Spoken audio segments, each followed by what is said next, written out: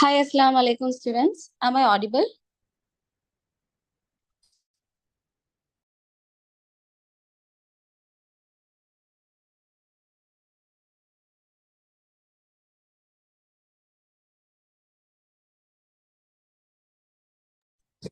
Okay, let's wait for some time till others join. I hope everyone are in prayers. Yeah.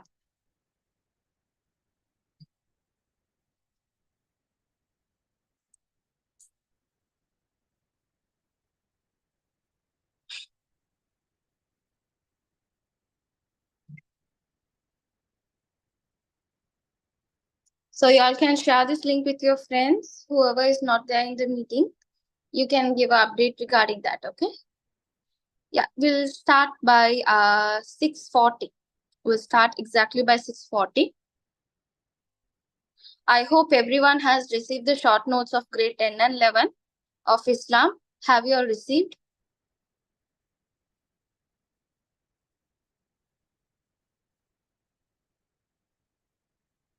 So from the link I have sent, you all can get the short notes grade 10 and 11, right?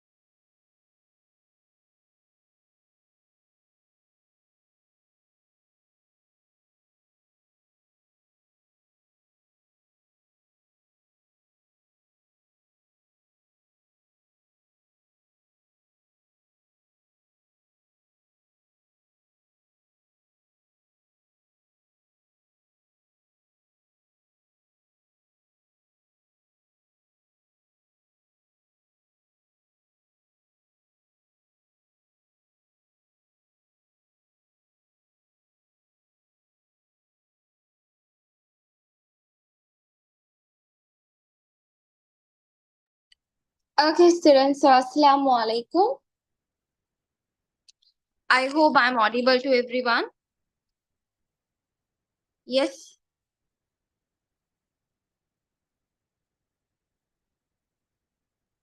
right. Okay, so let's get started. So before that, I'll try recording. Right. Okay.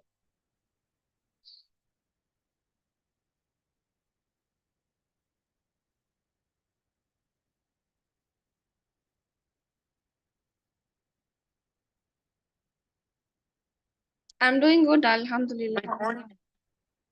How about you? Right.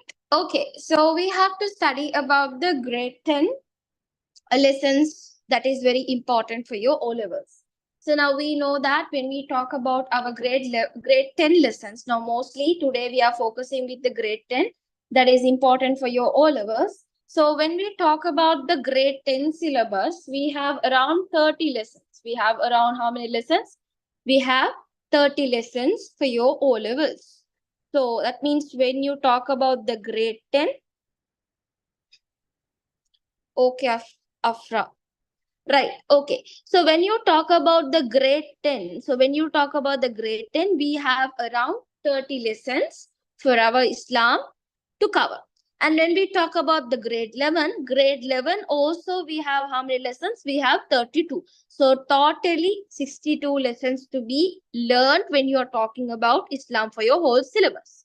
But I would give you a very easiest way. Now when you talk about the grade 10, from chapter 1 from chapter 1 to chapter 16. So when you talk about from chapter 1 to chapter 16 are going to be mostly MCQs. Most of the time chapter 1 to chapter 16 questions will be mostly MCQs. But not only MCQs, sometimes also you may get questions related to related to that. But it will be very easy for you to understand, right? From chapter 17 to chapter 30, you have the most crucial part in your exam. So mostly crucial part in your O levels will be tested from where? From chapter 17 to chapter 30. Right. So we will be studying certain lessons which is very important for your O levels. Say for example, we will be talking about the chapter 18. So I will be start explaining you the lessons from chapter 18. That means the spread of Islam in Arabia. From there, you will be learning until the Fiqhul Alawiyat. So until there, you will be learning certain lessons where we will be moving like a revision. So I hope everyone has received. Have you all received the short notes of grade 10 and 11? Yes. I hope you should have received the short notes of grade 10 and 11. Have you all received it? Right. Okay. Right. Let's get into the lesson. So I am going to explain you the lesson 18. So lesson 18 is going to be very important for your O level because it is all about how the Islam has been spread all over the Arabia. Right. So some people asking me is that I have the grade 11, how to get the grade 10. I have already updated in my channel. Didn't you receive my channel link? In the channel link, I have updated the short notes. So you can double check with that. If you click the drive, if you click the Google Drive, you will get into the this one. I have already sent you the link. Just double check, Sarah. You can get the grade 10 Islam short note. Already grade 11 Islam short note I have shared with y'all earlier. Grade 10, y'all can better look into that. Right. Um, right. Let's talk about the chapter 18. So when you talk about the chapter 18, we need to talk about how Islam has been spread in Arabia. So before that, when we talk about Arabia, now we need to study how and where and how this is moving on. All these things we have to study in detail. Now, since am I audible? Because some says that they can't hear me properly. Can you all hear me well?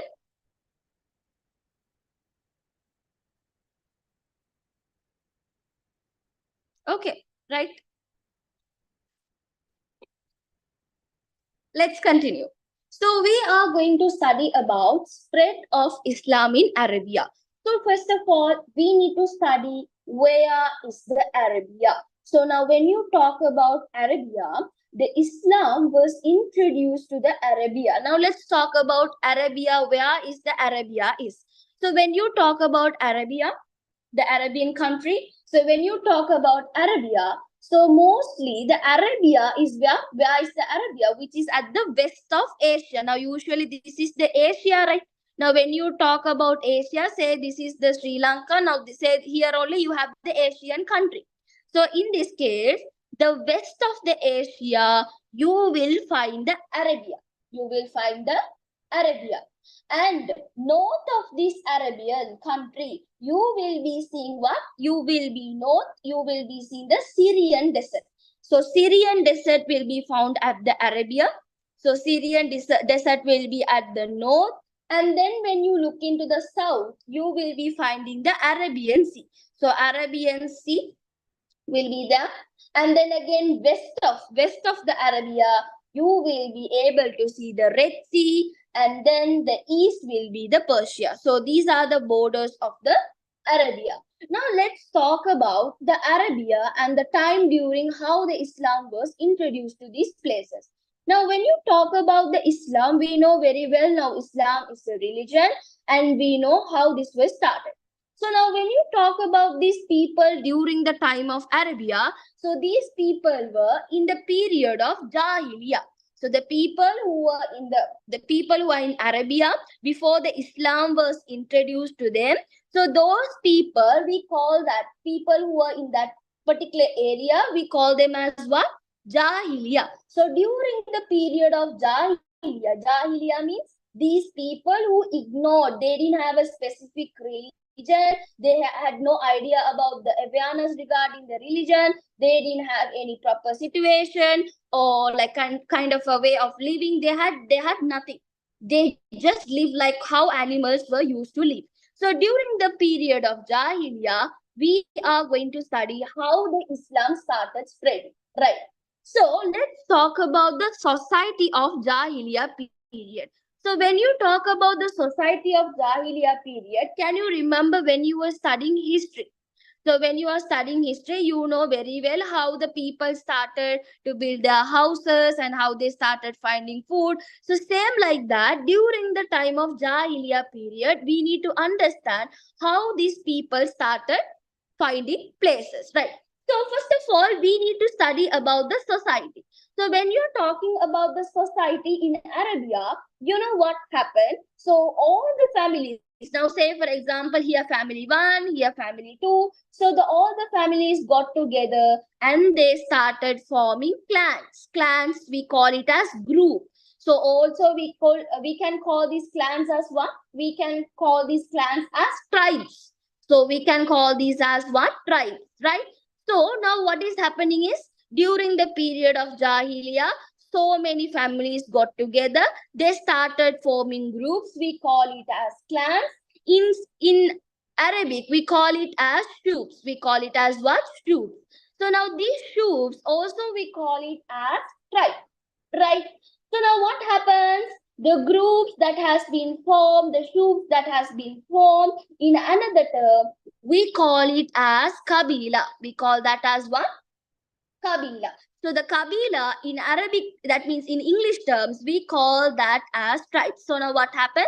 During the time of Jahiliya period, just think about our history. What happened? We saw so many families are together. They have formed a group. So those group, we call it as clans or we call it as troops. We call it as clans or we call it as troops. So these troops or clans also form together. They will have a separate tribes. We call that as what? Kabila. So now what happens? So these tribes were ruled by a kind of a leader. Now let's say imagine there are 5 families together. They have formed a tribe. Let's say Banu Hashim tribe. Imagine they have given a tribe called Banu Hashim. Now from the tribe Banu Hashim, now the Prophet also was there. So when you talk about the tribe Banu Hashim, now imagine there was a tribe called Banu Hashim. Now what happened is In this 5 family group, one of the family members can be the leader of this tribe. We call that person as what? Sheikhu. We call that person as what?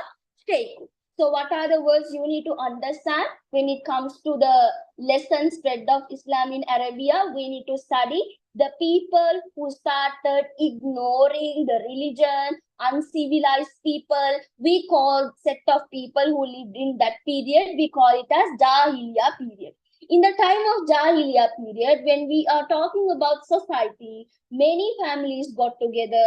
They formed what? They form groups. We call it as clans. In another term, we call it as shoots, right? So what happened? Many groups got together. They even formed tribes. We call it as Kabila, right? So now what happened? Each tribe had a leader. We call that person as Sheikh. Now, even though they had a leader, even though they had tribe, even though they were in groups, remember, these people, they didn't have a proper administration and rule. That means they didn't have a proper place to live. They didn't have proper rule. So it was, they were living how they needed to live. Since we know now this Arabian country or Arabia, when we talk about the Arabian country, it is full of desert. So since it is desert environment, they didn't have a proper civilization. So they didn't have a proper civilization, they didn't have a proper way of living. So all these things were going on. Now what happens is how these people started to live means, imagine this one tribe. Let's imagine this is tribe number 1. Okay, and let's say in the tribe number 1, let's imagine from this tribe there is a god. And this god is going to the tribe number 2 land, god. Now imagine you have a god here. Now these tribe people started looking after the god and they are rearing animals for their purpose. Now what happened? The god has gone to the next tribe land, has eaten what? It has grazed some grass. Now what happened? These people used to fight and have arguments for the silly problem. So they used to have some arguments, constant arguments for having silly problems. Why did the God come to our place? Like they used to have more and arguments. Now, when you talk about these tribes, the highest tribes, we call that as the Quraysh. The highest tribe, we call it as what? The Quraysh. So the Quraysh, in another term, we say the people who looked after the Kaaba and also the people who were custodians belong to the higher ranks. We call that people as what? The Quraysh. The Quraysh are the one who are considered as the highest tribe during the Jahiliya period. We say like the high rank people were considered as the Quraysh. Now what happened is the tribe started to grow stronger. Now what happened? They started to grow and there were so many tribes were called and there were so many tribes were formed. And what happened is, now, when the tribes are forming, now imagine in your classroom, they have given you an assignment, group assignment. So when they have given you a group assignment in your school, what you will do? You will have a group 1, group 2, group 3, group 4. Imagine you belong to the group 1. What you will do? You will start to bring up some unique ideas. You will start thinking how you can be in all 3 groups. So same like that, when you talk about the society during the Jahiliya period, each and everyone started working for their tribes very hard. And what did they do? They started supporting them much than the other tribe. So this kind of chauvinism that has been taken place within the tribe, we call it as asabiya. We call it as what? Asabiya. So asabiya means we need to understand what we need to understand the people that is in their tribe. They started supporting themselves and chauvinistically they started working for them. Just they want to become the highest tribe. So that is, we call it as what? Asabiya. So what do we need to understand? The people who lived in Arabia before the Islam started spreading, that period we call it as Jahiliya period. So during the Jahiliya period, we got to know that so many families started getting together and they formed like groups. We call it as clans. So these clans, in another term, we call it as shoots, right? So these clans, they got together again, and what did they do? They formed into different groups. We call that as kabila, which you call it as tribes. So now what happens? Now in each tribe there will be a leader. So those leaders we call it as what? Sheikh. So even though they have these leaders and everything, there was no proper administration, there was no proper rule to follow. So as you see that the people who live in this society always comes into an argument for silly reason. And also when you talk about the highest ranked people are considered as the Quraysh who look after the Kaaba, and also we call them as what? The custodians belong to the higher ranks. So now what happened? There are high rank people, low rank people, there will be middle class people. So all the types of people are in this particular society. Now what happened? Each tribe is starting to grow their position, and also they are starting supporting their each tribe to be the highest rank. Now those tribes who started to make their tribe as a strong in a chauvinistic way, we call that as Asabiya, right? And also what happens, say you have a group. So when you have a group, imagine when you have a group, in that group, if someone is breaking the rules of the group, will you take that person back to the group? You will not take that person back to the group. So same like that, during the Jahiliya period, if someone break the rules of the group, or if someone is doing something spying on other group, or if they have done some other ill activities, that person will be cornered, or that person will be sent alone from the tribe. So that can be the punishment. So that can be the punishment that is given to the people whoever does the ill acts. Right. So now what you need to understand. So in this particular society, mostly men are encouraged for, like they are encouraged for wars. Also, we also make them to train, like now say imagine, now once we started studying, now say there are boys who does sports at the early age because the parents are encouraging them to do sports because sports are very good for the body. So same like that, during the Jahiliya period, they encourage the men and the young boys to do wars. That means they have to practice for the wars, because they know every single day they have to come up with what? They have to come up with an argument, fight. One tribe is fighting with another tribe. So this tribe has to practice. Imagine this tribe and this tribe is fighting.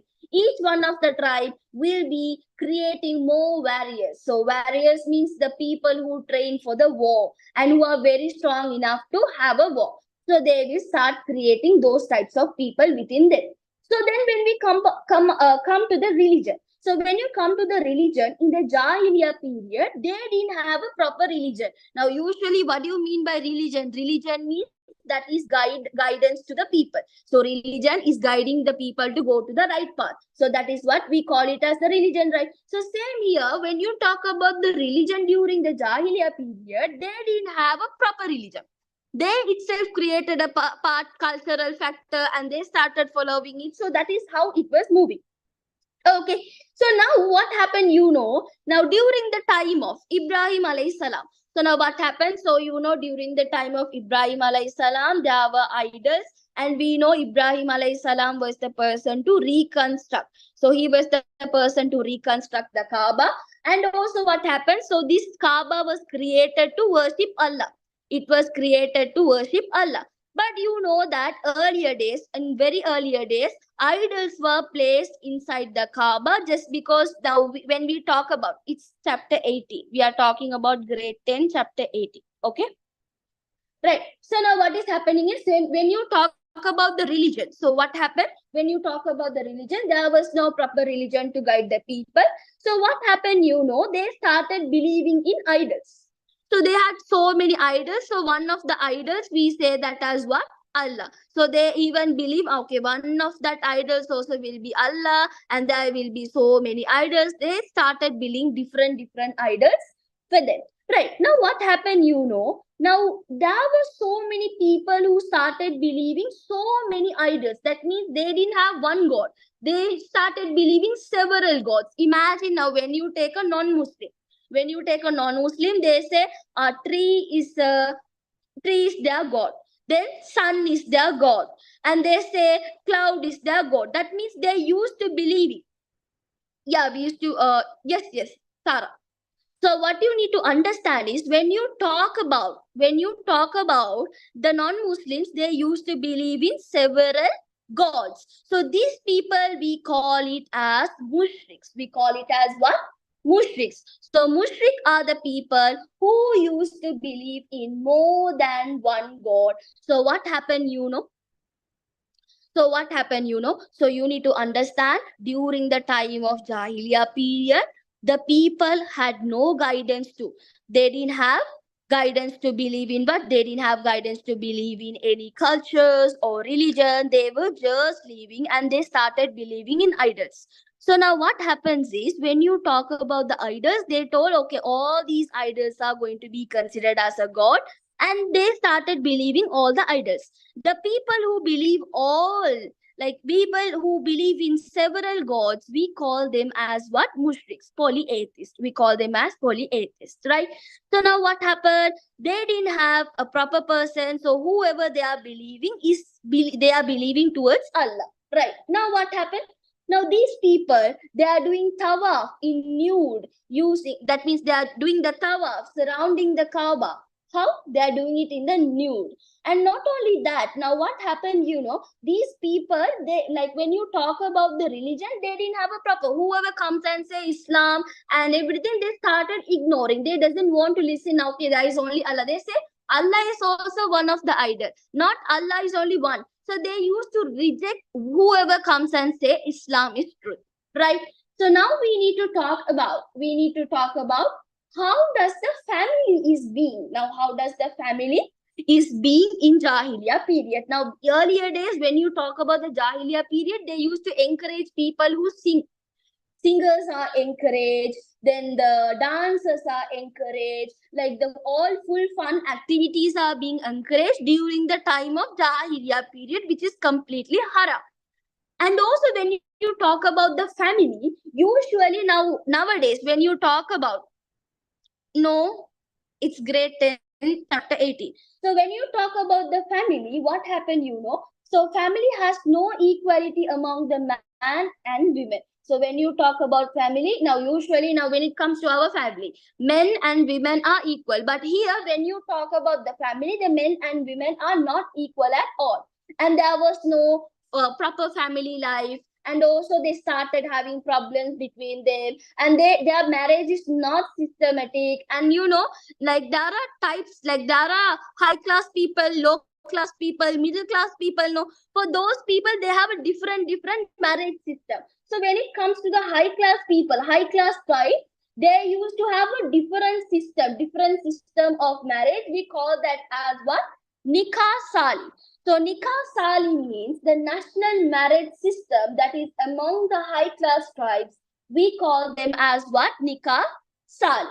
So Nikah Sali is kind of a different way that is done very grandly. So in the high class tribe, the men and women, both of them are respected. Not only that, they even can have many wives. They can even have many wives. Also, they can even have many husbands. So having many wives, we call them as polygamy. We call that as what?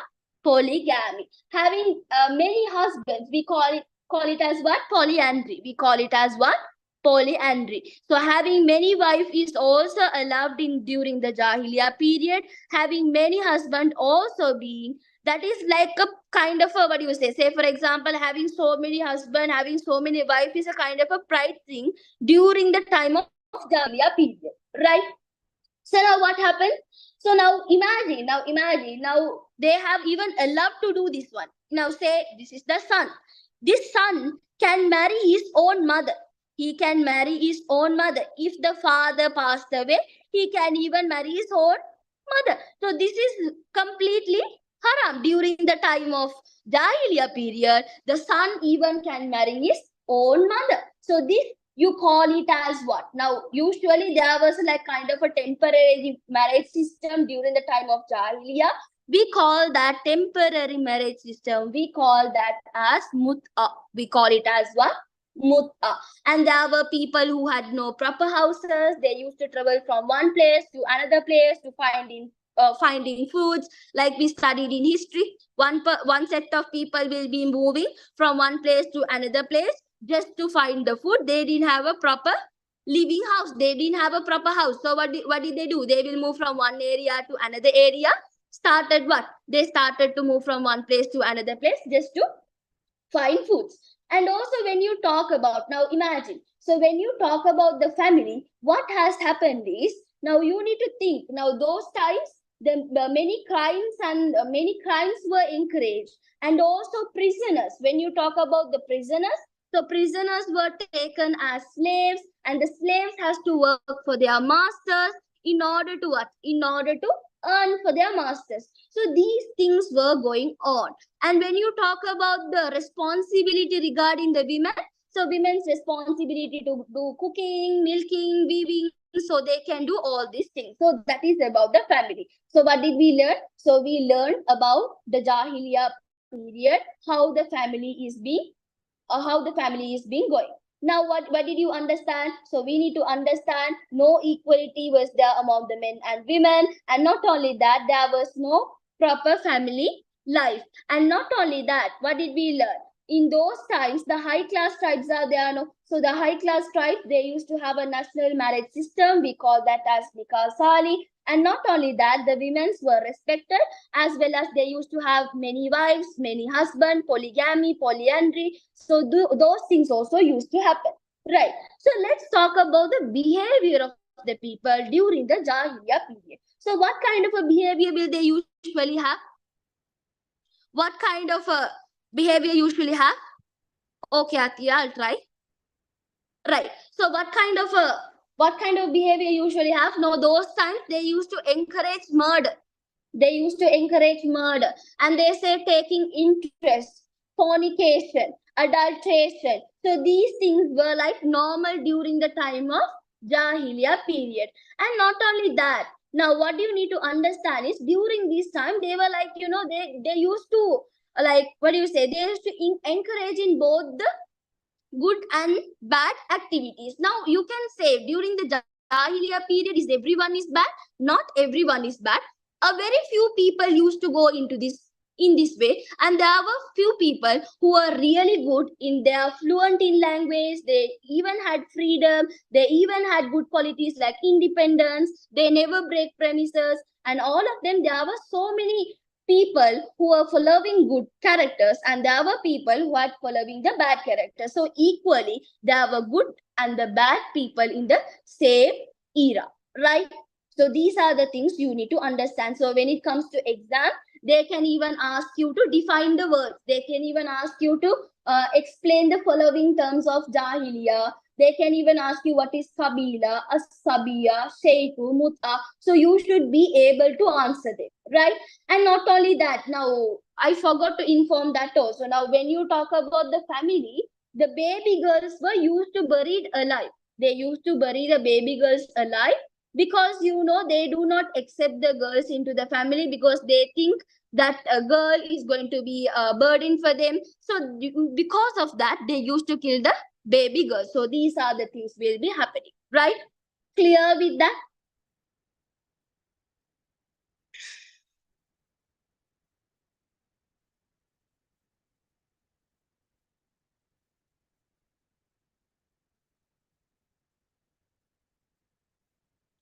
Right. Okay. So now when it comes to Jahiliya period, you understood about what did you understand? First, you need to understand what is Jahiliya and how the society is present during the time of Jahiliya period, how family is being run during the time of Jahiliya period, behavior, and all of them. Now, let's talk about the lesson 19. It's about Dawah. Let's talk about Dawah. Right. So Dawah is one of the important lessons that is needed for your O level. Right.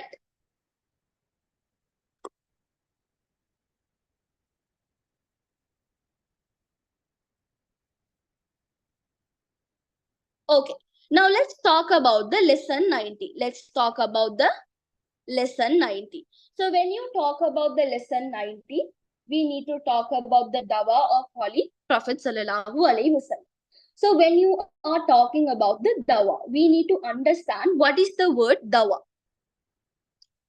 Is it your Tamil medium? That means you have to do the Islam in Tamil, no? Right. Okay, so let's talk about Dawah. So when you talk about Dawah, Dawah means you, like, when you talk about Dawah, the holy prophet who calls the people towards the Allah, we call that as Dawah. So what is Dawah? Calling people towards Allah, we call that as Dawah. So now we need to understand calling people towards Allah means, in another term we can remember, that is as preaching Islam. So we can take that as what? Preaching Islam. So when did the Prophet starting preaching Islam? Once he received the prophethood. So you know what was the age did the Prophet receive the prophethood? At what age did he receive the prophethood? When he was 40 years old. When the Prophet was 40 years old, he received the prophethood from Allah. And also he received the advice from Allah.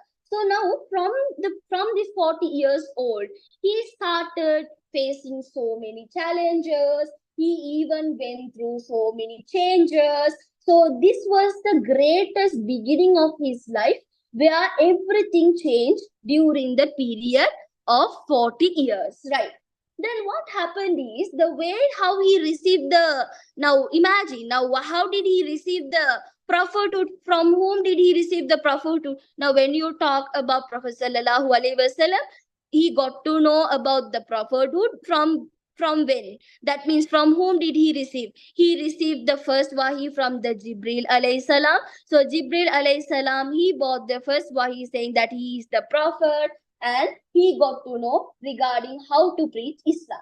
So what happened? Once he got to know he was the prophet, and once he got to know that this is how the Islam has to be and everything, what did he do is, he started accepting Islam, and he said, okay, I am the messenger of Allah.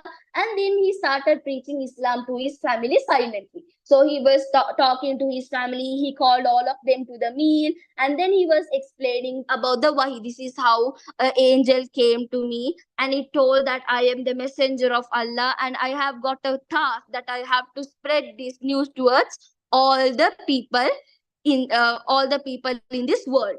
So now what happened? So all the family members, they started accepting Islam, and they followed the Prophet. Then what happened? Prophet went to the first preaching. So the first preaching that he did is on the Mount Safa. So what happened?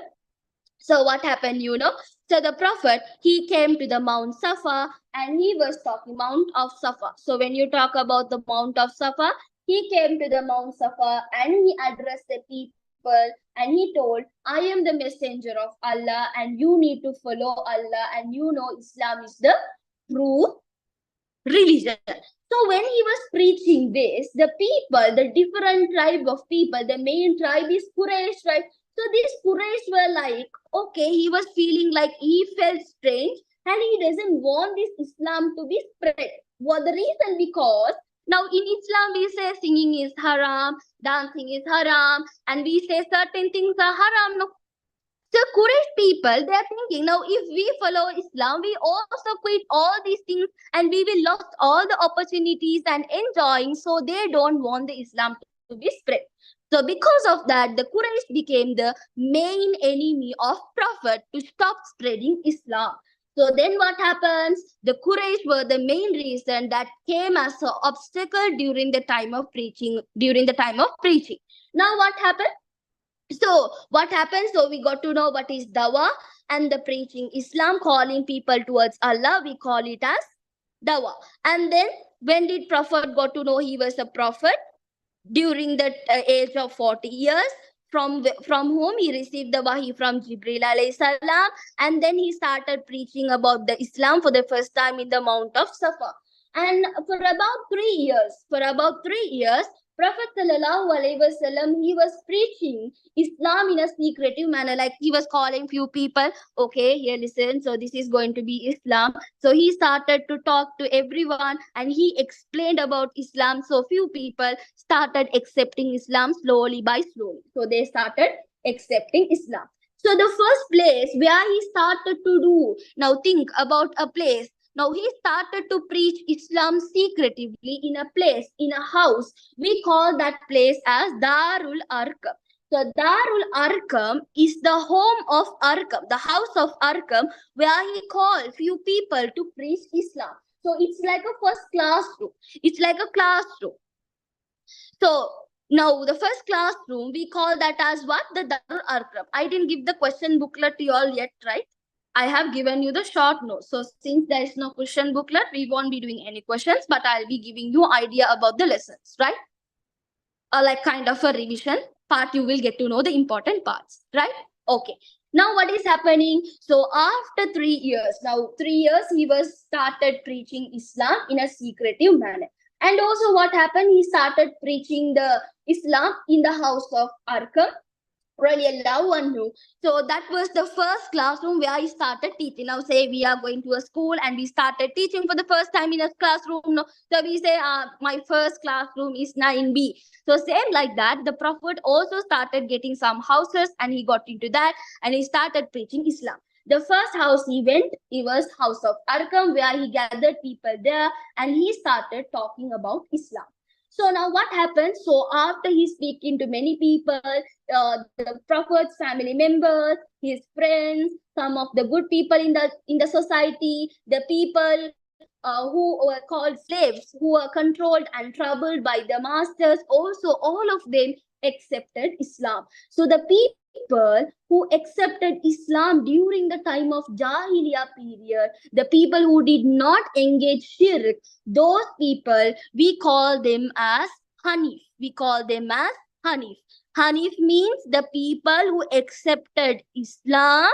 They accepted Islam without doing shirk during the time of Jahiliya period. So we give them a name called what? Hanif. So who are the people that is considered as Hanif?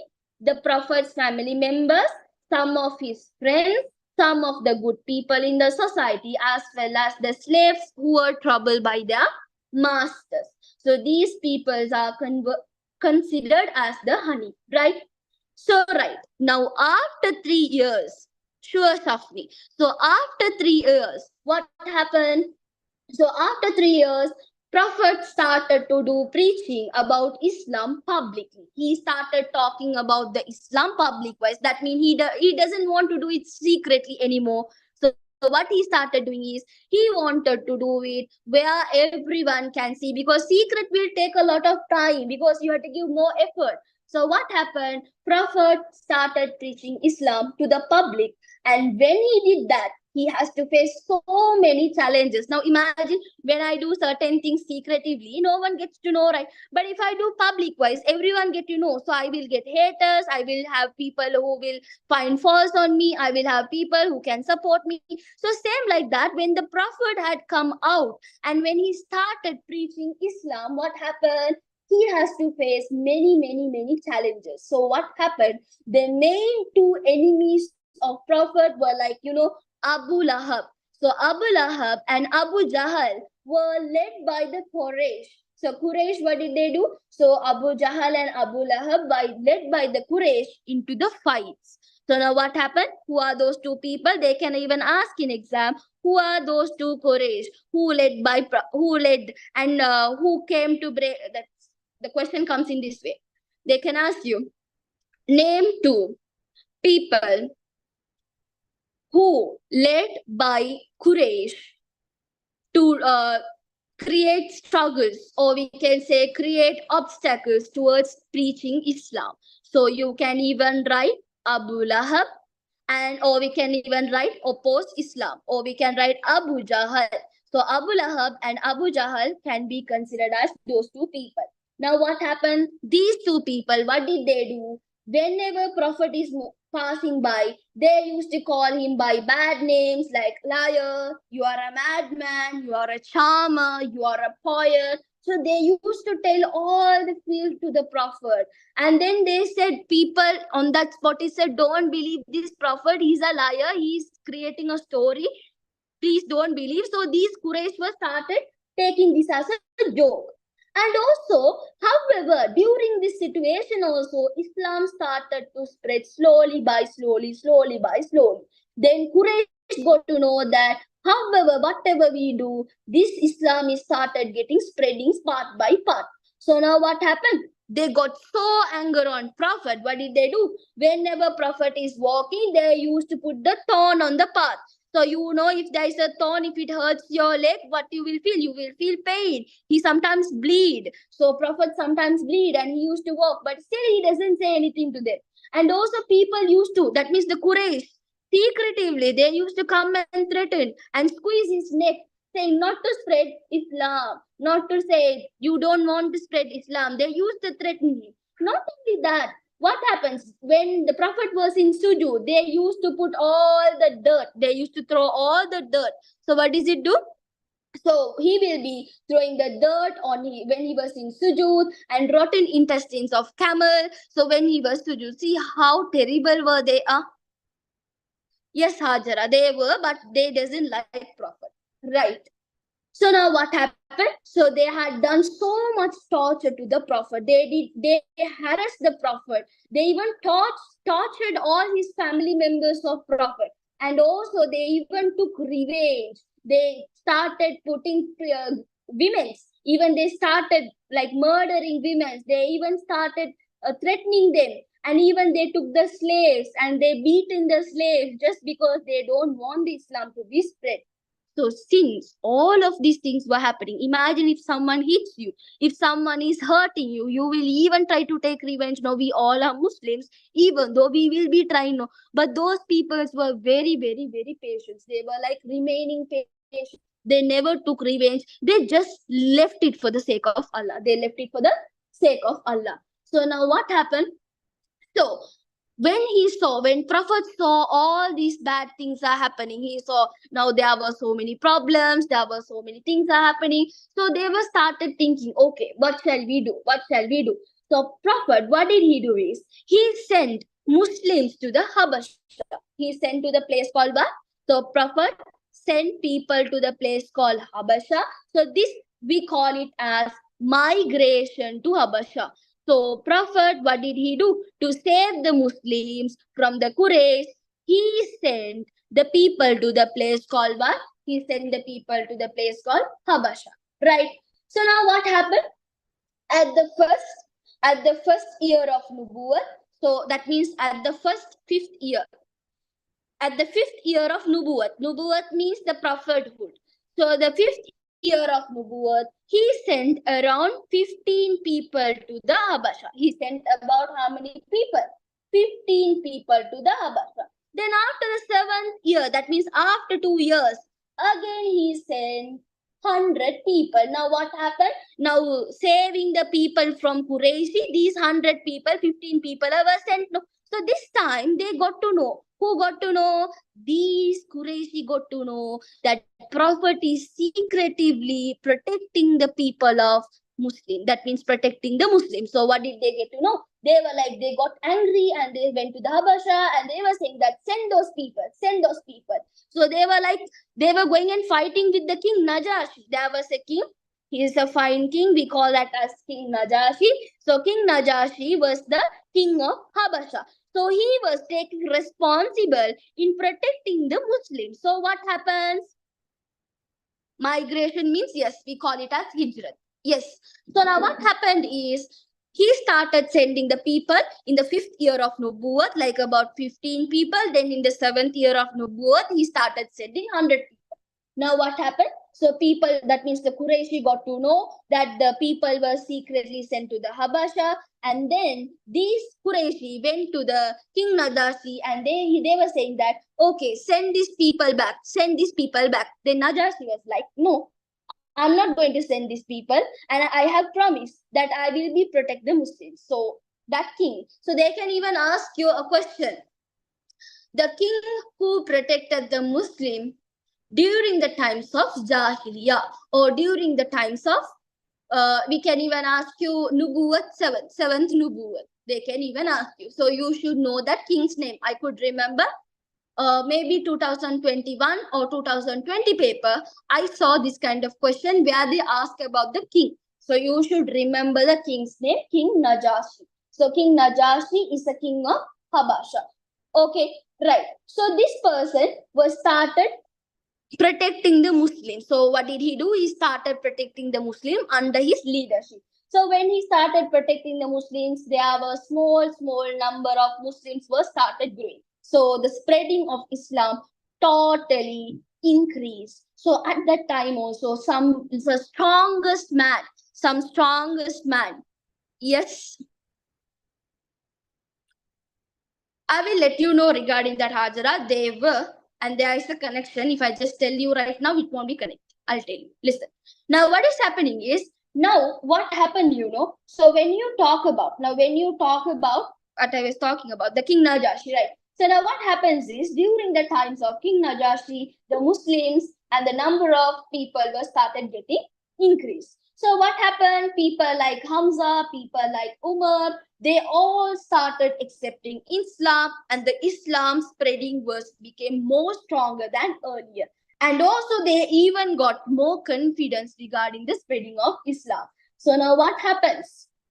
Even though the Islam started getting spreaded, the Qurayshi did not stop torturing the people, did not stop threatening the people. So he started doing his work again and again and again. So now what happened? They are even ready to kill Prophet. They are even ready to kill Prophet because they doesn't want the Islam to be spreaded. So then what happened?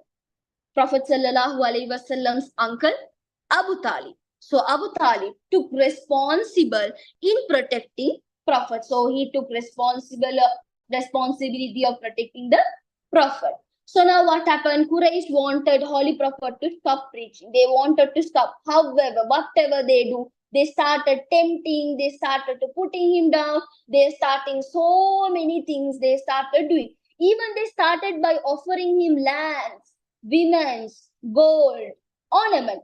But Prophet refused everything, and the Prophet doesn't want to hear anything of it. He just ignored whatever they did. So still that made him more and more anger.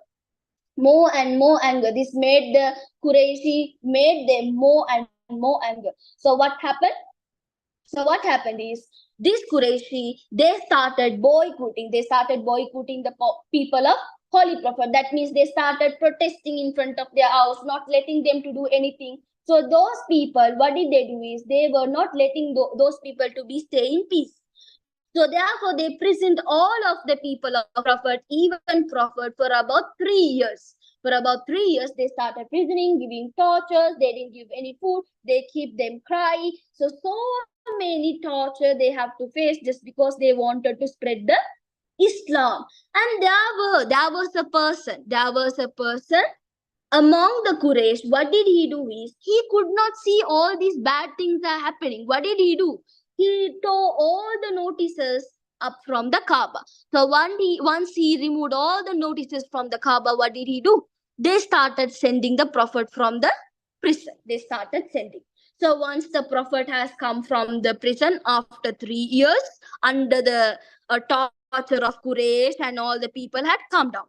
So once they have come down, Prophet got to know a very sad news. He got to know after few years what happened. He had to encounter with the sad event, that is about the death of his uncle and his wife Abu Talib, as well as the Khadija radiallahu anhu. So these two people, no, immigration is different, migration is different. So now what happened is, these two people are very close to Prophet, and those people are like supportive pillars for the Prophet. But when pillars are gone, Prophet felt really bad. He was really upset. He could not even do anything. So at this time, the Quraysh even took advantage. He wanted to even do miserable things to Prophet. So Prophet, he decided not to stay in Mecca. he decided not to stay in Makkah. So what happened? Prophet left for Taif. What did he do? He went to the Taif. So Taif is the place, right? So what did he do? He left for Taif. So he was attacked by their people. Now what happened? People started to throwing stones at him. They started throwing stones at him, and then when they was throwing stones at him, even though he didn't curse, he didn't do any bad things for them, he just prayed for their goodness, and he just came back to the Mecca again. He came back to the Mecca, and then he was living with his people, Mutim. The people called Mutim. So Mutim means the people who followed him, we call them as Mutim. So he was with the people Mutim. Then what happened? Then a very good day, some people from Medina, Yathrib. So the people from Yathrib used to come to Medina. The old name of Medina, we call it as the Yathrib. So people came from, like around 12 people came from. So around 12 people came from what? Medina. So around 12 people came from Medina. So before that, listen, now what happened? The people came from Medina, right? So now what happened? They wanted to meet the Prophet, and they wanted to know about, now they met the Prophet at what? That was the name for the period of Siro.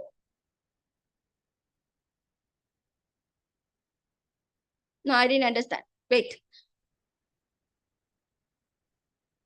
Okay, it's Azan.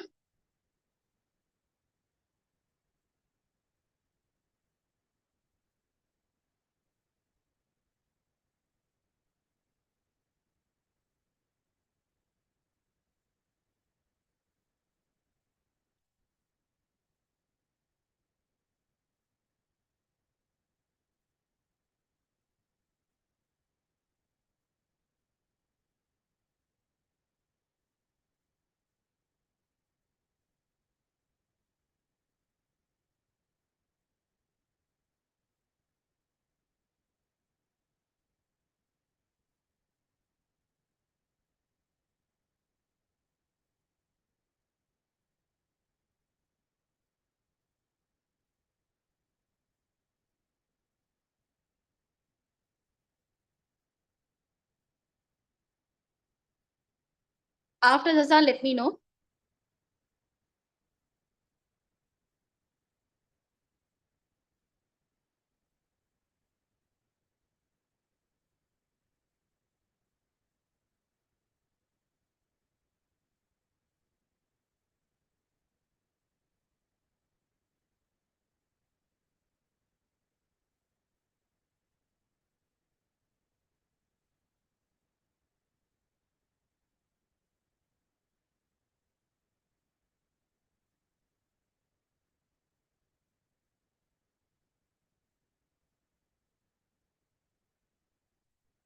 Azan didn't start yet, or is it Azan?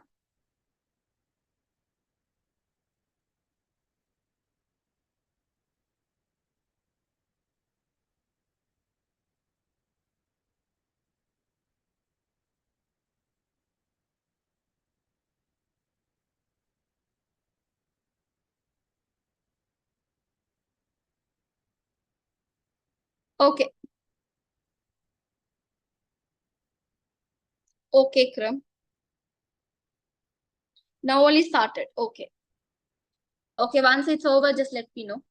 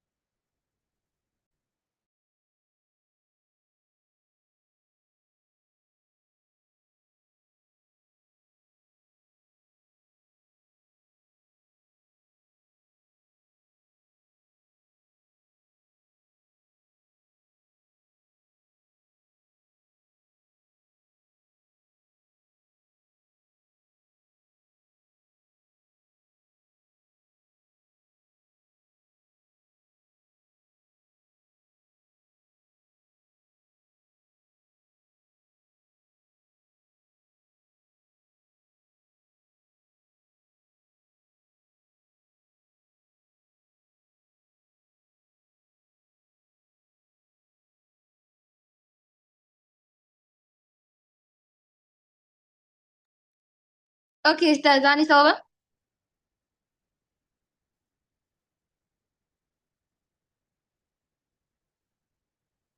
Okay, Shriha, it is not the Israel, it's not Habasha, okay?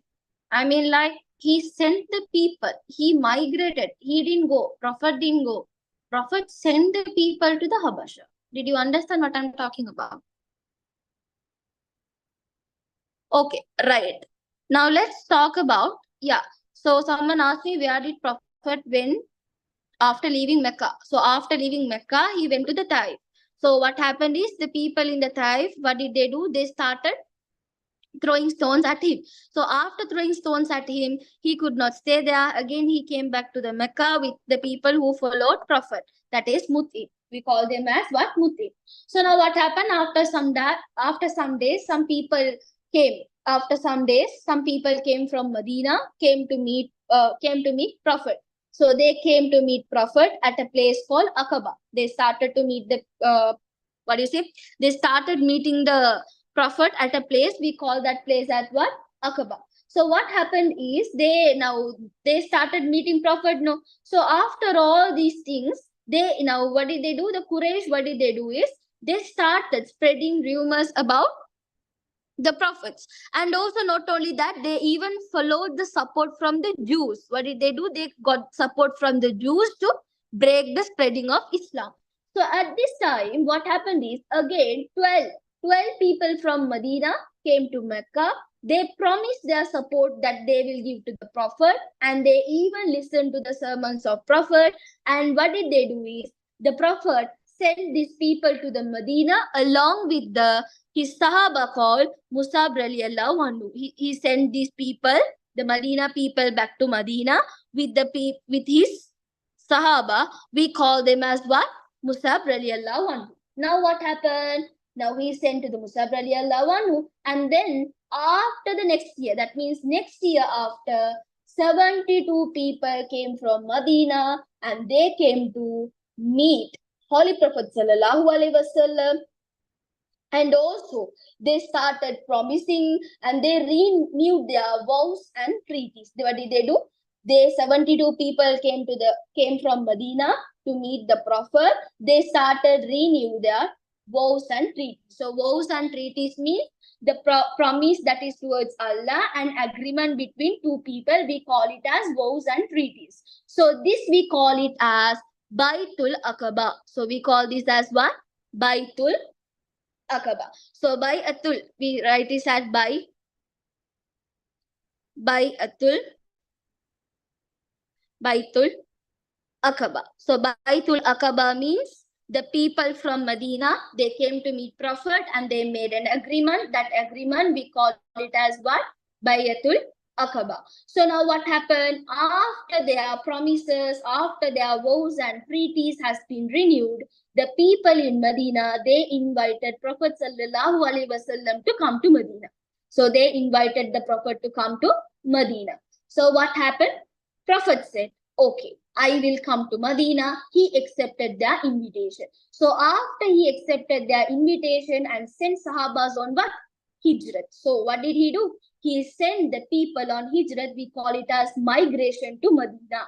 So then what happened? The Quraysh got to know that the Prophet is going to migrate to Medina. So what did they do? They were hearing about it. They were thinking, let's plan to kill Holy Prophet. So they learned and they planned. What did they do? They started sketching some plans to kill the Prophet, and they surrounded the house of the Holy Prophet. So on the night before he left, all the Quraysh people have surrounded his house and they're waiting until the Prophet come to sabbo, hit or kill, do whatever they want. So you know that Allah is the most supportive person for Prophet. So without Allah's concern, can they kill Prophet? They can't kill Prophet. So what happened? Without their knowledge, Allah helped him, accompanied by Abu Bakr radiallahu anhu, to do the hijrat to Medina. So to do the hijrat to Medina. So once the Prophet has reached to the Yathrib, so this Yathrib where the Prophet has come, they named it as Madinatun Nabi. What did they do? The Yathrib name was changed once after the Prophet has come. Now, initially it was Yathrib. No, the Medina, we call it as Yathrib initially. Once the Prophet has come, the Yathrib was considered as what? Madinatun Nabi. Once the Prophet has come to the Medina's name has been changed into Madinatun Nabi, which we call it as, in short, as what? We call it as Medina. We call it Medina or Medina. Like most of the time, the spelling won't be correct. So Madinatun Nabi. So in short, we call it as Medina. So then what happened? Once the Prophet has come to the Medina, the Quraysh also, they were still following. They do not want to leave them peace. So he started creating more and more and more problems. So this made them to go on wars. Go on wars. So what happened? The Muslims had wars with the Quraysh. So what are the wars they have to face? So what are the wars they had to face? So the Muslim and Quraysh has to have they have to face some wars, that is Badr war, Uhud war, and then Khandak. So all these three wars, they started winning. So what happens? So even though the Muslim has no any training, they doesn't have any training, without even any training, they started fighting with the Kafirs. However, with the help of Allah, they won all these battles. So they won all these battles. So you need to understand, Holy Prophet was very powerful because he got the support of the people in Medina. Not only that, he received more and more. He received more and more support from the angels and Allah. So, however, he could be victory. He faced the victory from all these three battles. So, after the battle, Muslims and Quraysh, they signed a peace treaty. That means peacefully. Now Quraysh also, now let's come and talk about peace. Let's not have any problem. So what did they do? They started talking about a like an agreement. They came up with the agreement. So this agreement between the Muslim and the Quraysh, that was formed after all the battle. That was, you call it as Hudaybiyah. Hudaybiyah was the treaty at Hudaybiyah. So it was about the agreement that happened at where? Hudaybiyah agreement. So Hudaybiyah agreement is all about where the Quraysh and the Muslim were having the peaceful agreement. So after few years, the Quraysh, they broke the rules, they broke the guide of the agreement, and they led the Holy Prophet to capture the Makkah. So then what happened? Holy Prophet, they started sending letters to the heads of states. He started sending to the people to spread the Islam. So there were some people, they didn't even allow the Islam to reach people. They just don't want them to reach the people. So however, after all the battles and challenges, and even by the tolerance, Prophet could be able to preach Islam around the whole world. So that is what you need to understand about the Dawah. Clear? So words, everything you need to understand.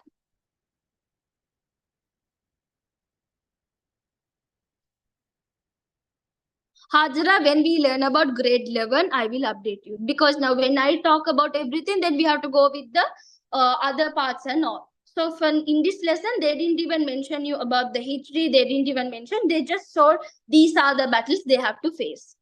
Right. Okay. Sitti Kader, there is another one author. There is two books. I'll show you. There are two books. The new Sitti Kader I would recommend, because in Sitti Kader Islam book you have the Islamic terms, but in the other book you don't have the Islamic terms. The main problem here is in Sitti Kader book there is no much detail, but in the other book I have to bring the other book because I don't use the other book much. Let me bring and show you. I don't know whether others are aware about it. Let me show you about it. Give me a second.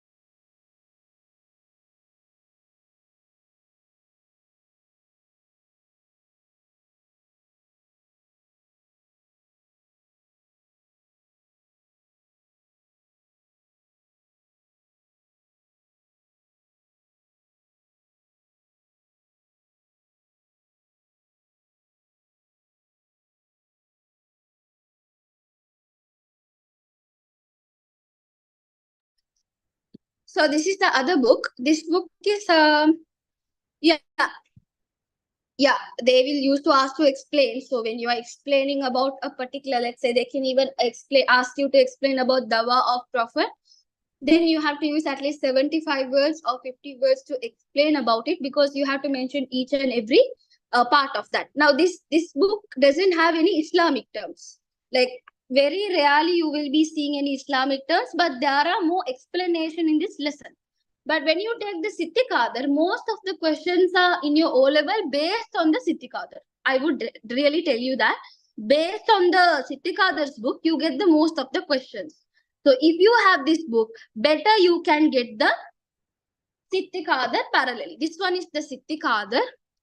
Siddhi Qadar series is better than this one, because this book, I parallelly go through both, because I just wanted to see whether both are equal. A.J. Jawan's book, I'm not very sure about it, because that book I haven't got that book now. But these are the two books that is used in the both the private school as well as in the government school. So most of the government school students and private school students, they used to use this. I saw one of my student was using this, that was recommended in her private school. So they were saying that this book to use. But when I look into this book, so many Islamic, that means you can see the contents. Siddhi Qadars in contents. Then you can see these are the contents, are there the same contents only, there is no change. The headings are a bit different, but the lesson is same. But in the Siddhi Qadar, the lesson is very short. But when it comes to the national book, they use what? This book. But when I compare both the book, remember, this book has a bit of details. They have what? They have some details, but the thing is, these details they have given you won't be much helpful for your O levels, but the Siddhi Qadar book will be much helpful for you. I would tell from my side, as I know, when you talk about the Siddhi Qadar's book, now when we were studying also, we learned the same Siddhi Qadar book only. So whatever we studied in the Siddhi Qadar book, that I received in my O levels. So the same book we are using till now, most of them use Siddhi Qadar, but this is newly national curriculum. The Islam for the national curriculum, they have brought this newly.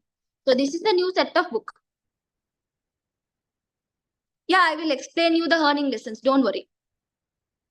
That's the reason they don't have one book for Islam. They have several books. And there is another book. Did you see that book?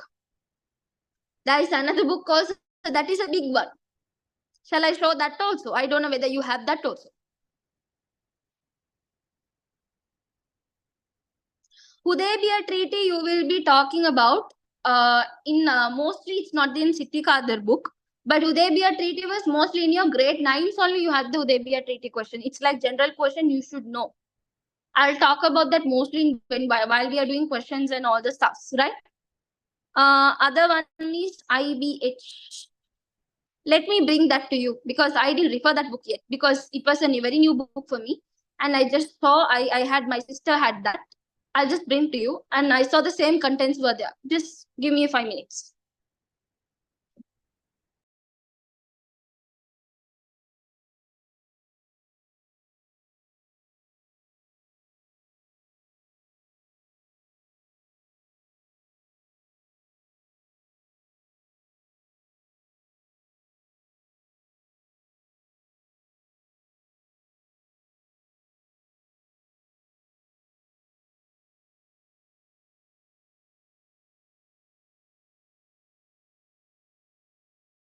Anyone have idea on this book?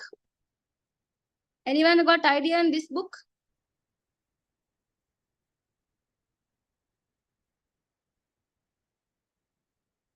This is an old book.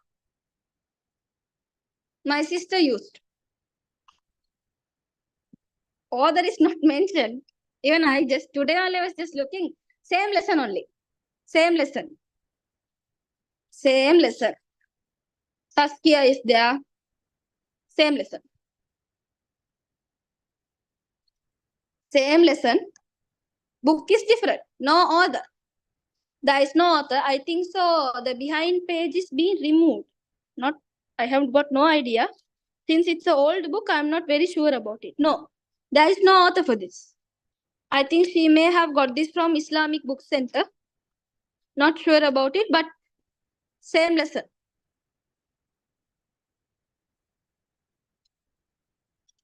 But little different, huh? Things, explanation, everything is bit different than everything. Front page. This is the front page. There is no content.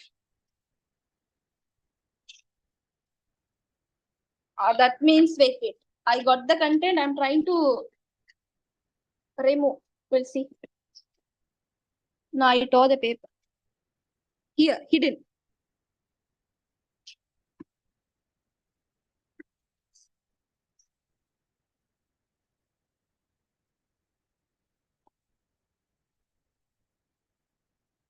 This one. There is no other.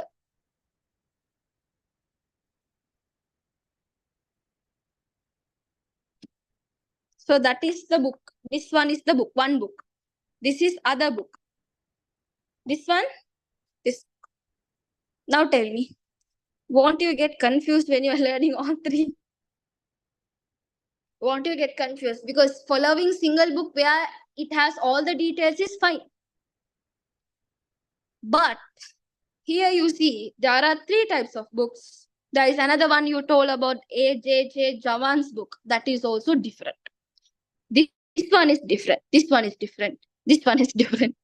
I had to read all three, get an idea. Some people ask me some questions that is not related to this lesson, but it is there in some books. So you need to understand how important is having all the Islam book with me. So I already got all the books and I have like kept all set of books with me because I used to read at night. Whenever I got time, I used to read and I just get an idea. Okay, is this about is it really about what? Is it really about the Islam and so many things? Because some book they do not provide much information about particular incident, but in some book it's there.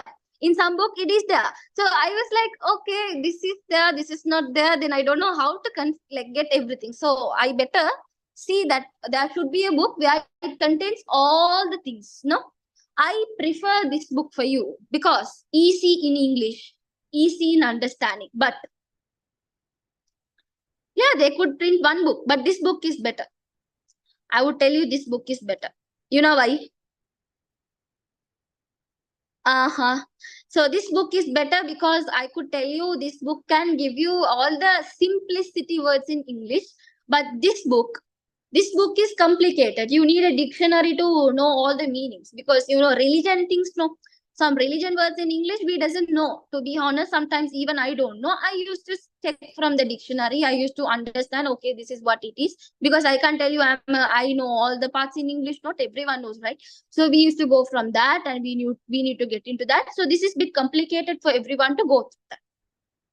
Yeah, you have to study the English parallelly also. To be honest, there are words anyone, even a professor doesn't know there are words like that. So we have to get this book. I would never recommend because this has details, but this book is okay.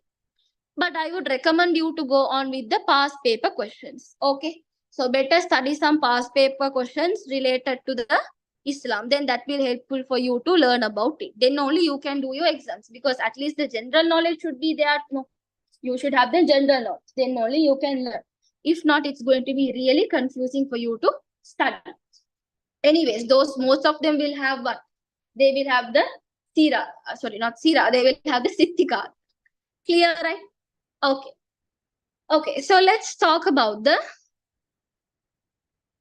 Aqaba is now when you talk about Aqaba, Hudaybiyah treaty agreement was done between Quraysh and Muslims.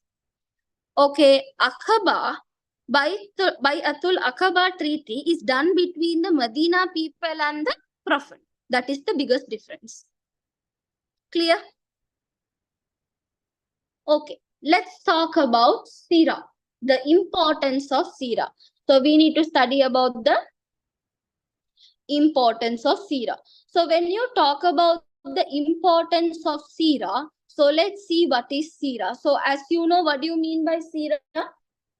Seerah means the Seerah is about description of about the life of Holy Prophet Sallallahu Alaihi Wasallam. We call that as what? Seerah. So Seerah is a descriptive part of the life of Prophet Sallallahu Alaihi Wasallam, or we can say life of Holy Prophet Sallallahu Alaihi Wasallam. We call that as what? Seerah. So when you talk about Seerah, most of us doesn't know much about Prophet. We don't know the incidents of Prophet. We doesn't know much about it. So we need to use Holy Quran, and we have to use the Sunnah and Holy Quran together. We have to learn about the life of Prophet. So when you talk about the Holy Quran has given you chapter from 1 to 17 is not that important. I mean, like, it's not complicated for you to understand, but most of the questions comes from the chapter 18 to chapter 30th when it comes to your structured part. Now MCQs comes in parallel, all mixed together, no? So those lessons going from Akida, going from the second lesson is waste, because every year, every time you start from the lesson Akida, no? So everyone very well know about Akida. So if I start with that also, it will be waste for you, and I have got nothing, because I'm going to repeat the same thing what I taught many times. That is Akida. So I thought of teaching you the most important lessons that you would know, right? Okay. Now let's talk about Seerah. So when you talk about Seerah, the life of Holy Prophet Sallallahu Alaihi Wasallam, we call that as what? The Seerah. So when you talk about the Seerah, most of the time based on what? Is it? I'll switch on and switch off. Now see, okay.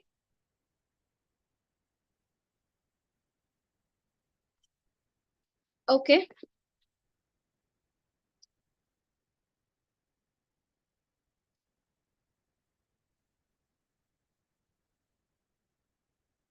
Yeah, sure. Hi, Rishma. Okay, no? Right. Okay. So now what is happening is, when we talk about Seerah, Seerah is mostly based on the Prophet's life, where it is taken from the Holy Quran, and it is based on the Sunnah. Now listen. So when you talk about the Holy Quran mentions the Holy Prophet Sallallahu Alaihi Wasallam by the name of Rahmatul Lil Alameen. So this name, they can ask you the meaning. Rahmatul Lil Alameen. So Rahmatul Lil Alameen means what? What do you mean by Rahmatul Lil Alameen? Rahmatul Lil Alameen means we say him as the mercy to the old world. A mercy to the old world. Then there's another name that is mentioned in Quran regarding the Prophet Sallallahu Alaihi Wasallam.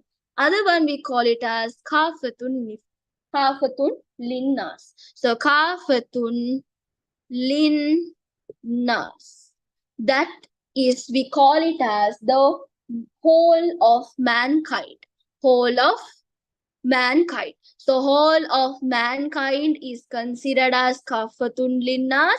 The mercy of whole world are the two names that is given in the Holy Quran about the Holy Prophet Sallallahu Alaihi Wasallam. So now when you talk about the Seerah, why do we need to learn about the Seerah? What is the main reason that are we preserving the Seerah, the life of Prophet? What is the main reason? One reason is, we know Prophet Sallallahu Alaihi Wasallam had worked hard, and he had been going through so many challenges, and he have faced struggles to save the Muslims' life and take us to the right path to the heaven. So Prophet Sallallahu Alaihi Wasallam, when we talk about him, he's the last prophet of this world, and there will be no any prophets after him. So because of this, we have to preserve his message.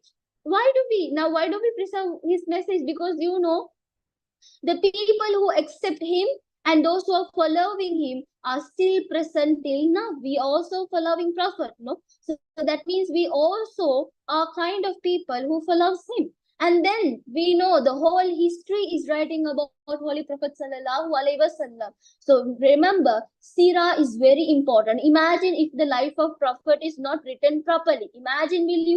Now imagine when the life of Prophet is not given in a right way, what others can create. They can even create rumors or false accusation about the prophets. No. So because of that, the Seerah is preserved. Seerah means the life of Prophet has been preserved. And not only that, even the non-Muslims have written many books about the Holy Prophet, because even by reading, now imagine there are people who have become Muslim, who even have stepped to become Muslim, and they have accepted Islam by reading the Seerah of Prophet, by reading the biography of Prophet. They started realizing Islam is true. So there are people like that. That's the reason we need to understand why Seerah is very, very, very important. So when you talk about the Holy Prophet Sallallahu Alaihi Wasallam, we need to follow him throughout our life. Even the companions, his Sahabas, the companions, we call them as Sahabas. They're carefully, they're following the Prophet. It can be his manners, it can be his activities, it can be his sermons, his preference. All of them, they're watching and observing closely, and they're following one by one whatever the Prophet has been done. So how they got to know about Prophet? Now Prophet will teach whom? So Prophet, Holy Prophet Sallallahu Alaihi Wasallam, he will be teaching all about Islam to his Sahabas. All about Islam to his Sahabas. So Sahabas will be teaching to his students. Now after Sahabas, there were people, there were generation, we call it as what? Tabi. We call it as what? Tabi'ins. So these Tabi'ins also preserve the life of Prophet, preserve the truth about Prophet, and they even teach to their students. We call them as what? Taba'ut Tabi'i. Taba'ut Tabi'i. So from generation to generation, the life of Prophet, the information of life of Prophet is being sent peacefully and carefully from one generation to another generation. They also went one houses. They went to certain houses. They were asking, they were verifying the facts from the people. They met the people who lived with Prophet. They even got to know about Prophet. They started collecting notes. They started collecting true facts about Prophet, and they started preserving. So this is, we call it as Seerah. So when we talk about the Seerah, Seerah means what? The biography of Holy Prophet Sallallahu Alaihi Wasallam. Just read and see. So when you read the story of Prophet, you will feel he is in front of you, he is guiding you. So you need to understand, it is very important for us to understand how important is the life of Prophet, because that is the best example for a Muslim to live the life where the Prophet has lived. So the first book that was compiled about the Prophet's life, the first book that was compiled about the Prophet's life, that is compiled by this person, the person called Muhammad bin Ishaq. This name is very important. Muhammad bin Ishaq is a person who was the first person to compile a book about the biography of Prophet Sallallahu Alaihi Wasallam, which is named as Seerat Rasulullah. Seerat Rasulullah. So Seerat Rasulullah is one of the book that was compiled by the Muhammad bin Ishaq about the biography of Prophet. There was another person who did the similar book, but the book name is not mentioned, but still you can find that book. So the person who introduced the second book after the Seerat Rasulullah is Abdul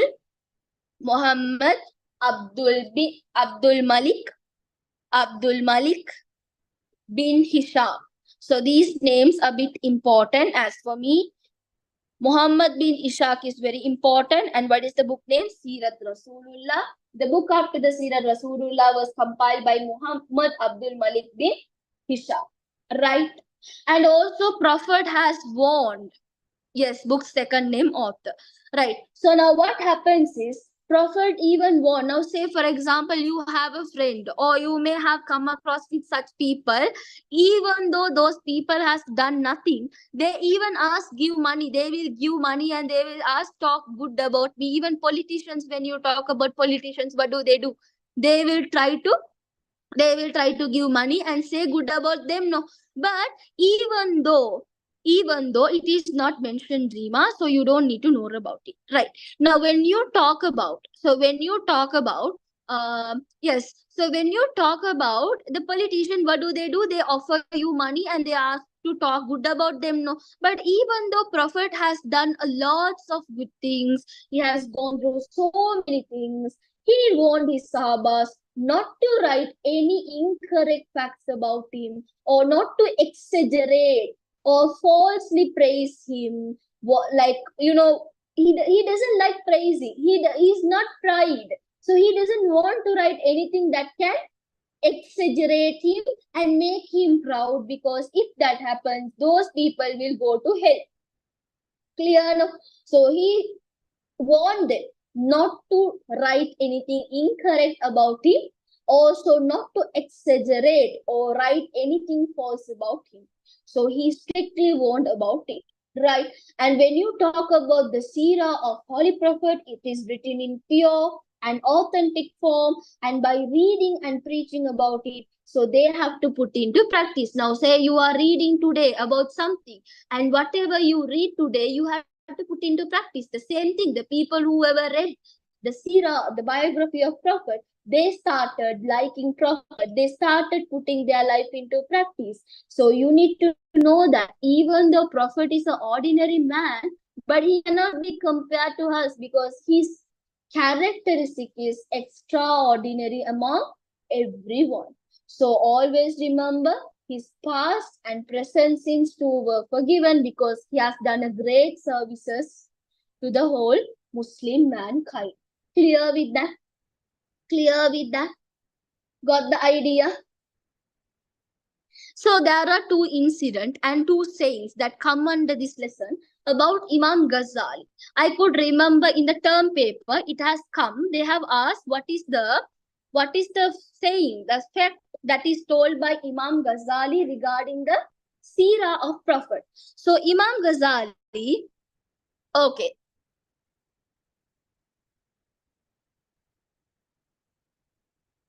Okay, so now what is happening is, when you talk about the Imam Ghazali, so Imam Ghazali says that just we have to follow a command. So now imagine, now Prophet is a leader. How you follow a leader, how you follow a teacher, same like that. We should learn, and we have to put the Holy Prophet life into practice and lead a life very beautifully. And also we need to understand examples of Holy Prophet will be the best example among all the life. Clear with that? Understood that? Got the point? So you need to understand Prophet Sallallahu Alaihi Wasallam in his final sermon, Holy Quran and Sunnah will be both present to guide a man to the right path. Not only the Seerah, also the Holy Quran as well as the Sunnah. Clear? Got it? So if you know these things about it, that's enough.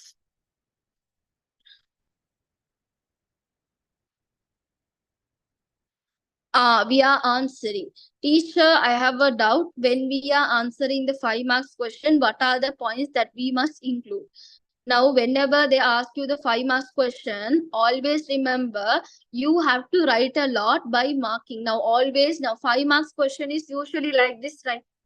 5 marks question is you have to explain a lot about the fact they are talking.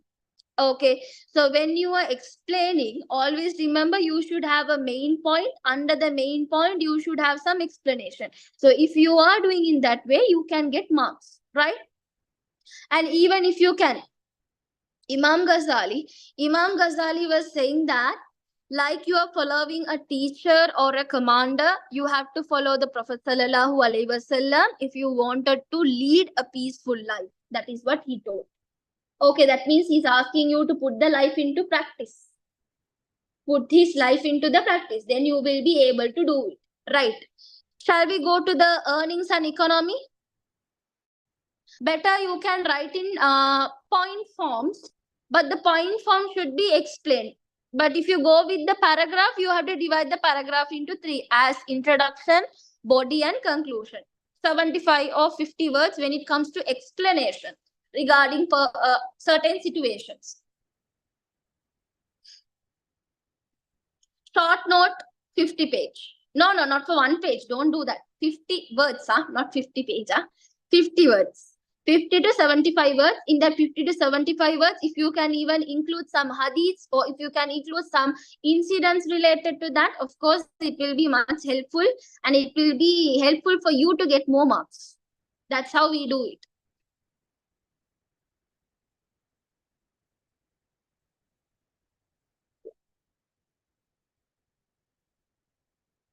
It is not Rima.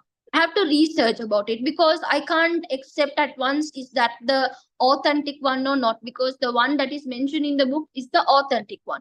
The other things will be like kind of a photocopies of that Siratul Rasulullah. So there might be, we cannot exactly say whether that is a Seerah about Prophet or it's about something different one. So we need to research and say, because I am scared to tell you whether it's correct or not because I didn't go through that.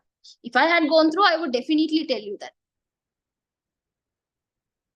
So the main problem, you are not getting much marks in one. Is it easy to get an A in Islam? Remember, if the lessons are easy, the questions will be very hard.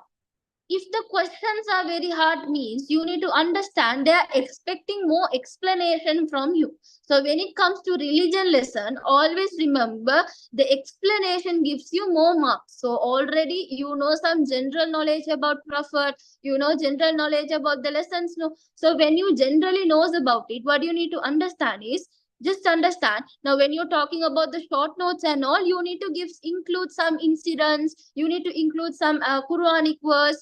If you can, okay, don't go to write something false and don't get into that. If you don't know, don't go to write it, no problem. Write something you want. And remember, if you're talking about this one, if you're talking about the incident, hadiths or whatever, if you can include in that short note, probably you can get good marks. Okay, so if you're getting an A in Islam means you need to remember you should explain a lot. I mean lot in the sense not big. You need to explain on spot, not too much. At least if it is a 2-mark question, at least explain for 3 lines, better. You can write out of the syllabus, no problem. Islam is a religion that is not only based on the book, it is also based on our life. You can even write. Clear, right? Clear with that, no?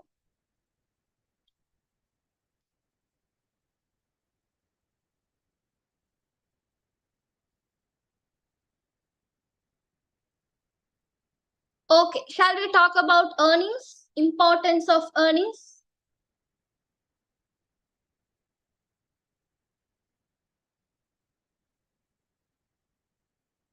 (2019) for Seerah.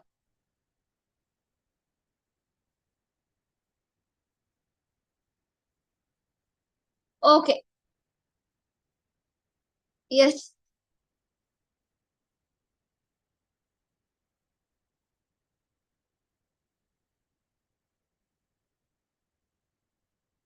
Baitul Aqaba Treaty means, remember, when the people from Medina came to talk with Prophet and they vowed they will be supporting Prophet the throughout the time, where they can even help them to spread Islam. So that is Bai'atul Aqaba. Hudaybiyah treaty means the treaty between the Muslim and the Quraysh as a peaceful treaty. That means they will not torture them anymore. That is Hudaybiyah treaty. Clear with that? The time is, the break time will be at 8:30 to 9:10. Okay, let's talk about importance of earning. Now, earning lesson is very important in grade 10 and 11. You should know about it very well, right? Let's talk about importance of earning. So when you talk about earning, why do you need to earn? Just think, this is not like about very strict questions and all. Just imagine, why do you need to earn?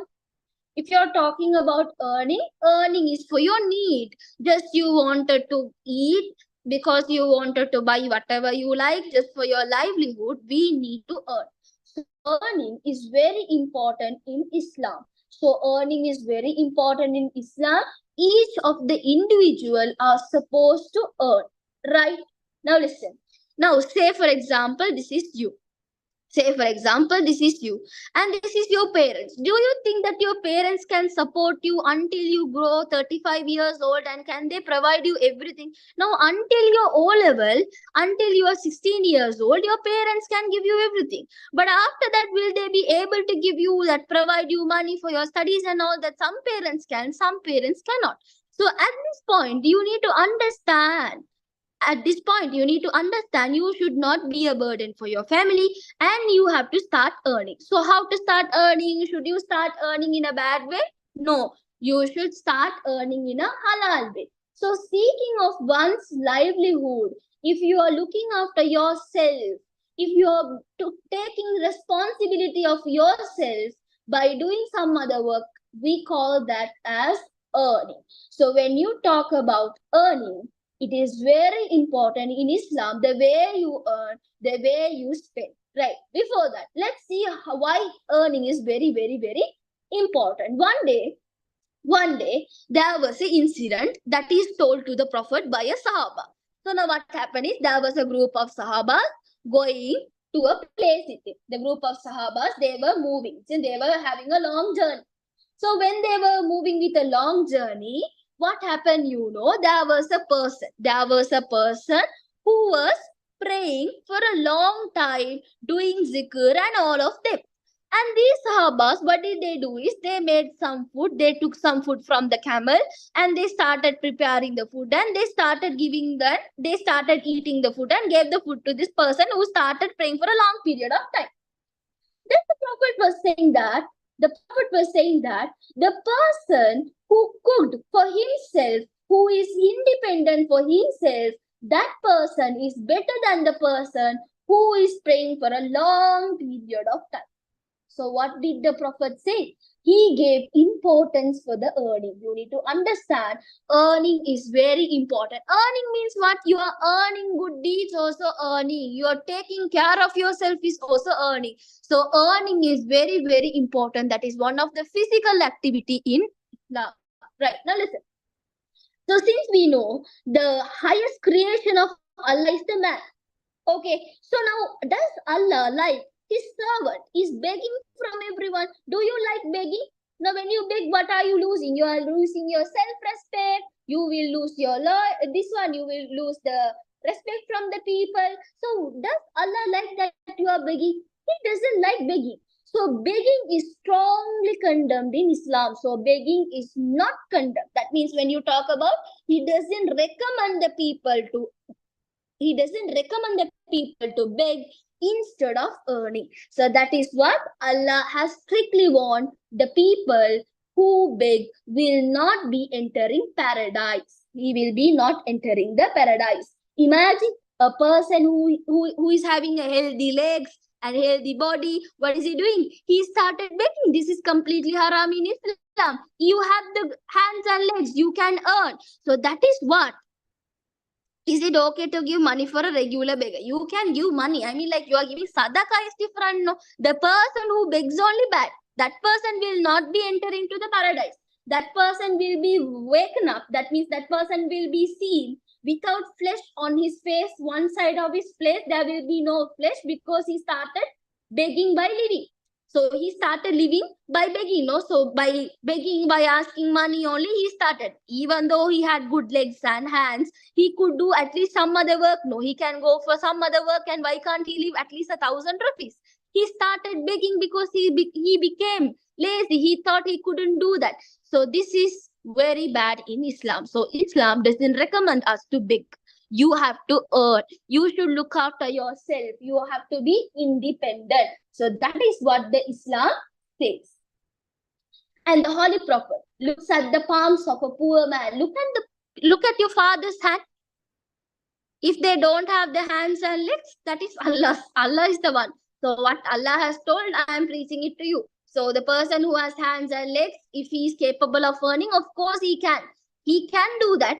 Now you see, will you? The person who does it, who is handicapped, he can pray all 5 times, means the people who have all those physical body parts and all. Why don't they pray? Same like that. They're asking you questions. The person who is handicapped can earn means. The person who does have everything. Why do you want it to beg? Now, when you see nowadays, begging people are acting and coming. Like I saw once there was a person, there was a lady, okay. So I usually go to a junction, okay, the Metagoda junction. So I usually see her like she will like when they see people in the traffic, she used to act like that she doesn't, she's blind. Then one day night, I was moving out from my home, and then I saw her in other junction where she's wearing a nice dress there, and she's carrying her child and moving from, passing the road. Then only I got to know that these people, begging is their job. Begging is the kind of job. Now you have seen in India, there was a person who have collected 1 crore in his bank. That is a beggar. So beggar has begged and he have collected 1 crore in his bank. Imagine, the more than us the beggar is earning well. So 10 rupees or 20 rupees from each person he is earning. Now think about the beggar. He doesn't do anything physically and earning. He's just asking from the people. So Allah doesn't that happen. So he says do something. Hard work and earning is different. If you are earning by begging, that is haram in Islam. Allah doesn't like the people who does that. Clear with that. So look at the people usually who does hard work. Look at their palms. The fingers and everything will be swollen. It will be very dark, and it will be like, we say that as hard working. No, so they used to do some hard labor work and they started to earn well. So the people who hardly work and earn, those people will be one of the favorite people of Allah, and those people will be entering the paradise. Those people will be entering the paradise. So when you talk about earning, now earning means what? You are seeking blessings of Allah. So when you talk about earning means you are seeking blessings of Allah. What about the people who are disabled and then begging? No idea. They didn't tell anything about it. But in Islam, they have told not to beg. Whatever you can do, Allah has given a way. If you put effort, you can earn. Nowadays, the small kids are earning more than us. So there is a way. There you have to identify your skill. What are you good at? God created us equally. So we should have some other unique skills where we can earn. So that is how we earn. So Allah loves the people who earn than the people who beg. That is what you need to understand. So we need to understand earning means you are seeking blessings of Allah, as well as Allah has given you the wealth in this world. What is the wealth? His creations are wealth. So by using his creations, you can do something and you can earn. And also remember, working is very compulsory. It is compulsory part of Islam. It is a part of ibadah. Then imagine if it is a part of ibadah, that means however you have to fulfill, right? You have to fulfill, which is important. Like zakat and hajj is very important. So remember, whenever you do earning, you have to earn by giving zakat, by doing hajj. So when you earn, remember, whenever you earn, you feel peaceful. You will get the blessings of Allah. Even you will be feeling that you have done a part of ibadah. Also remember, all your sins will be forgiven. So those who earn, all their sins will be forgiven. Did you understand? Clear with that?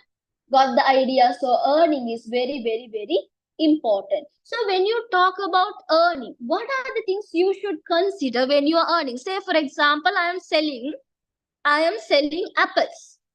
Now you all have purchased apple from the shop, no? Have you purchased the apple from the shop where they have some pasted stickers like this? The normal shop, not from the food cities. But if you have purchased some apples, they have pasted stickers like this. Has anyone?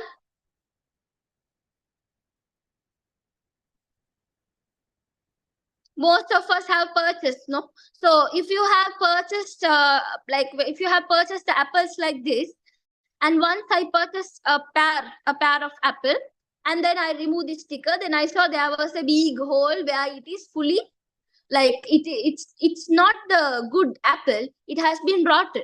So then I was like, how this was changed? Because the person who is doing this business is like, once we order this apple, suddenly from inside he's bringing some apple which is already rotten and he's selling this. So this is completely bad. Now think, when you are earning, how do you have to earn? You have to earn halal way, no? So that means you should have a pure intention. You should not bring any problem to your main ibadat, as well as you should not break the rules of Sharia. So what are the three things that you have to consider when you are talking about earning? So earning should be done with the pure intention. What is your pure intention? You're doing for the sake of Allah, you're doing for the sake of your family, like that. And also, it should not bring any problem to your main ibadat, as well as it should not break the rules of Sharia. So when you talk about the ibadat, what are the rules that is now when you talk about the earning, what are the important factors that you have to consider in Islam when you are talk Sharia means rules of Islam, we call it as Sharia. So now what are the things that we have to consider? What are the rules that is mentioned in Sharia? First thing is, can you sell haram things to get blessings of Allah? Can you sell haram things? Now imagine, can you sell liquor, pork, stolen goods which is not belong to you? You cannot sell anything. That is haram. So what is haram? Haram means should not be used. Now if we say you can't do anything with interest, you can't do bribes. You know what is bribes, no? You know what is bribes, no? As anyone knows about bribes? Any ideas about bribes? The word bribe? Yeah, bribe means what we say. Bribe means, we say in Tamil, lanjam or something. That means because you wanted to get into the act of bad thing, you are giving a gift to the, let's say this policeman is catching the people who does that drug dealings and all. Now what are you doing is, you are taking this policeman to your side by giving like 1 lakh rupees to him. So that is, we call it as bribe. So you cannot give bribe unless in Sinhala. Yes. So we say we cannot give bribe for the people to do haram. People needs not to be exploited. That means you cannot do adulteration. Adulteration means what? Say I'm selling milk. So can I add more water to get more milk in quantity? No. Adulteration is bad. Breaking promises, cheating the people is also bad when it comes to earning. So then what else you can talk about? The smuggling, earning in a smuggling way, which is bad in Islam. Hoarding is bad, should not be done. Unethical means, that means you cannot earn selfishly, you cannot put someone down and earn. So this is really, really, really bad. Now think about the people. There are people who are just wasting their time. They are just wasting their time. Yes, pagau only we say bribe. Okay. Now when we talk about three main reasons are there where the people just waste their time without earning. You know why don't they earn? Just think and say me, why don't they earn? One thing is, they are very lazy. Islam doesn't like the lazy people. So lazy man will be always poor. Allah loves to see effort people who put effort. So we have to make sure that we have to ask Allah from dua to make us active. And what is the second thing? Wrong understanding of tawakkul. Yeah. So what is the wrong understanding of tawakkul? What do you think about tawakkul? Now say you are a person now saying, I prayed tahajjud, I prayed luha, I prayed all the sunnat prayers, but I didn't get 9 A's. But when you see, Allah always sees your effort. You have to study well as you have to pray, practicing, doing work. Then only you get 9 A. Without doing anything, if you just go with the option to the God, definitely remember, you can't win. You can't win. So that means, understand, if you work hard and if you put effort and if you pray only, you get the expected results. But if you don't do anything and if you just only pray and expect only from Allah, Allah will not give you. Allah sees your effort and only He gives. So that is wrong understanding of tawakkul. Some people doesn't pray. Doesn't earn. Say Allah taruve, Allah taruve, Allah taruve, then Allah didn't give. And then blaming on Allah. Next one, living simple life, being satisfied with what you have. Say, imagine you have 50,000 with you. We have money, no? Why do we want to earn? We have money, no? Then until the 50,000 over, you will be like that. Then later only you will face the problem. Why? You are being with what you have is okay, but you have to save some things. No, you have to save something to you. So saving something to you is better than what you are going to face. So that is what Allah says. Clear with that? Clear with that? So there were Sahabas, there were prophets, all these people have done earnings. They have gone through the hardship. They have prayed. They have asked dua from Allah to ease all the pain. So every one of us needs to earn in a correct way of earning. And we have to spend in a correct way. Earn halal, spend halal. So that is what you need to understand about the importance of earning. Clear with that? Got the idea? After the break, we'll do the earning part 1, part 2, and about the Ajnabi and Mahram, right?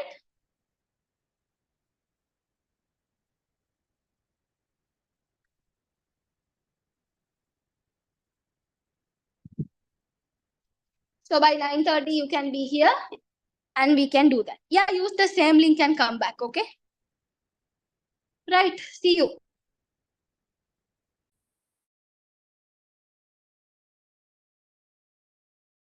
You're welcome, Shihab.